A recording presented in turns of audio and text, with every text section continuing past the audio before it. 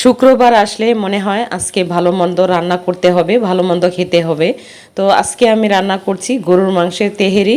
তো এখানে আমি পেঁয়াজটা দিয়ে ভালো করে বেরেস্তা কালার করে নিয়েছি, তারপরে দিয়ে দিলাম আদা রসুনের পেস্ট আর হচ্ছে টক দই দিয়ে আমি মশলাটা ভালো করে কষিয়ে নিয়েছি।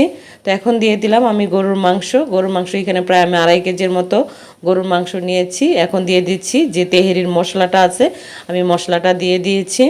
তো আমি এখানে দিয়ে দিলাম ভাজা আলুটা তো অবশ্যই দিতে হবে। আমার মেয়ে তেহেরিতে বা বিরিয়ানিতে আলু খুবই পছন্দ করে, এই জন্য আমাকে আলু দিতে হয়।